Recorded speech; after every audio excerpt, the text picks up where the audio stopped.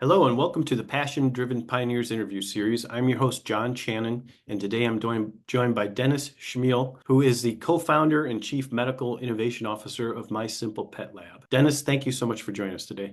Oh, John, thanks so much for having me. It's a real pleasure to be here. Would you like to just kick us off with kind of a background as to who you are, what you do, and then the business that you're in? Yeah, so my background is I'm a veterinarian by trade, and that was really the first third of my career was doing what you'd all imagine a veterinarian to do, which is clinical practice. And in my case, it was dogs, cats, and exotics, and that got me really interested in business. I did an MBA about 13 years into my career, and that landed me in industry with a pharmaceutical company in animal health, now called Zoetis. It used to be Pfizer Animal Health. Had an 8-year run with them on a variety of different roles, and then I co-founded with another veterinarian what became My Simple Pet Lab in 2019, and have been doing that ever since. A year ahead of the COVID pandemic when everybody started getting pets.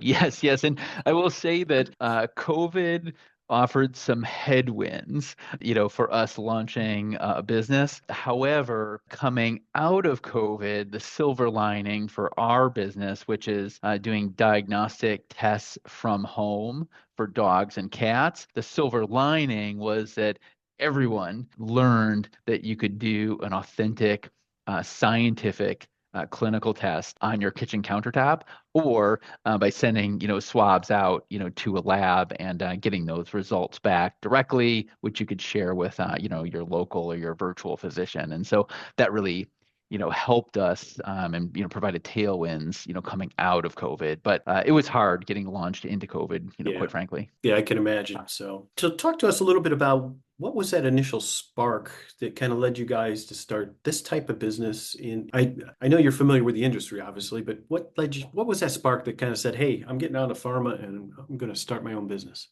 The craziness gene, I guess, is part of it. No, um, I'm only half honest there. It's I've always been someone in my career that has wanted to make a difference, make the world a better place. And where my sort of best fit in the world for that, as a veterinarian, has really been trying to make a difference with pets and the human animal bond. And delivery of, veterinary healthcare is complex in a lot of ways, and there's a lot of barriers to care. And as I and my co-founder, Dr. Nancy Willerton, got further along in our careers, and both of us, 25 plus years in animal health, as we get further along in our careers, we really I think became increasingly aware of the challenges that a lot of pet owners face in getting care for their pets. And it could be affordability, it could be, transportation, it could be just access to a local veterinarian, being able to have a local veterinarian near them. And also there's anxiety, that's another barrier about going to the vet. It's like, oh my gosh, what's the vet going to say? And what may that mean for my pet? Am I going to hear bad news, like as an example? So lots of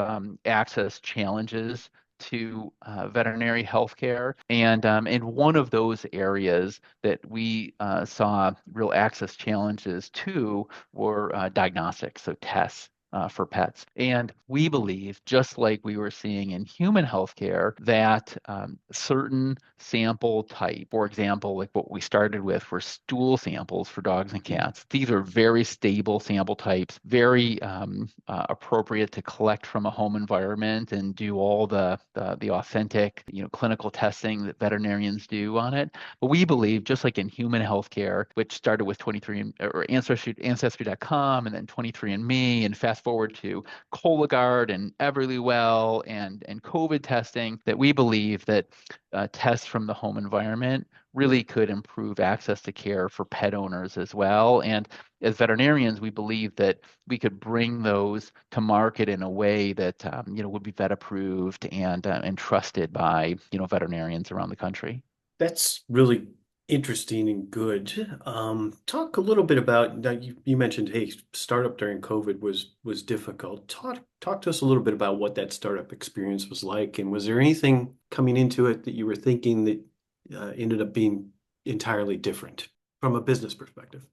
Yeah, honestly, like, it was a lot harder than I thought it was going to be. I felt like I'd been preparing to be an entrepreneur for my whole life, honestly, my whole career. I was always like, I love the concept of I want to building, I want to build something. And in whether I was a clinical veterinarian or whether I was at Zoetis, I was constantly finding ways to innovate and think about how the world should be and what resources are around me and what colleagues are around me that could help us get to there. So it was just my nature. Getting out and building an idea, as you know, is complex. It takes a lot of resources, both time, people, money, right? And then you're having try to time the market, right, in a way where you're not so innovative that no one understands what you're doing, or can even see it, but also like, that it's going to be like that next need of theirs that they can see. And, I think that we're early, and it really took, I think, COVID and some years under our belt of experience talking to pet parents and talking to veterinarians to really start to pick up the momentum that we have now. It wasn't just something that just out of the gate just happened. And I expected it would be hard. It would take a couple, 2, 3 years, but it's been harder and taken longer and more money. So you've got a disruptive business model in this industry. Talk to us a little bit about how you either validated or tested that there was a need for this type of business model and that people were interested in what you had to market. Yeah, and that's hard based on what we do. It's hard to. We did some market research, right, in advance, and we also, could see some other test types that were coming out onto the market that could be used either at home, meaning you do the test on your kitchen countertop, say, and get results right there, sort of like an antigen test for COVID, and from home where you take a sample and send it in. And there were some test types that were coming out that we didn't feel comfortable with as veterinarians. In other words, that we would trust the results or the claims that were coming from those diagnostic. And so part of, I think, our emphasis to jump in when we did was we were really concerned that potentially the market could get tainted by bad tests and that we really needed to, as veterinarians, get out in front of it and make sure that not only could we provide pet parents direct access to tests that were vet approved, but also that we could learn how to integrate those tests into the veterinary healthcare delivery and business model so that they could use those tests, with their clients. So a validation standpoint on the testing itself, we're doing tests that are already like really commonly used by veterinarians. So we weren't trying to innovate like into new test types, which a lot of companies do, and thank goodness they do that. Our innovation really was technology, like building a technology platform that can connect pet parents to tests, empower them to be able to collect samples in the right ways to get to do them both safely and at high quality, be able to get them to a laboratory that can read those results, right? Because not every reference laboratory, in fact, most all reference laboratories can't take samples from the home environment. They have to go through, come from the vet. But then also to be able to deliver results back to a pet owner in a way that they can understand and engage with.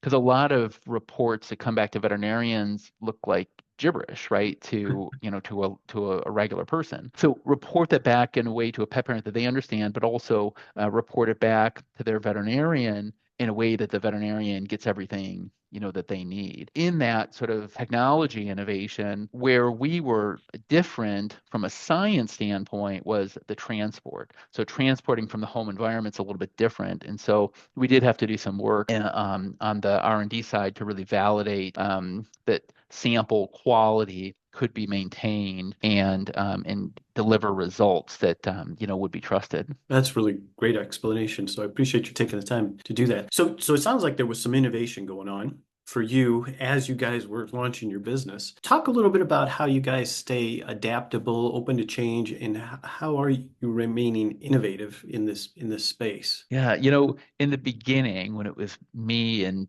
Dr. Willerton, the innovation was coming, mostly from, our brains and the early sort of people we were starting to collaborate with. As time went on, I draw a lot of innovation, inspiration from my team. I found that as an entrepreneur, as I started to get more and more caught up with like the day-to-day activities and conversations, whether it's on the R&D side or laboratory operations or sales collaborations and partnerships, it was harder for me to sort of step back and like think big picture. Fortunately, we've been able to hire people that are passionate about our mission and not only great tactical employees, but also in their own ways, like great visionaries. And so we have real, like, we're kind of like a very sort of horizontal organization in terms of how we work together and collaborate. And so a lot of innovation comes internally. I'd also say that I spend a lot of time talking to my network and growing my network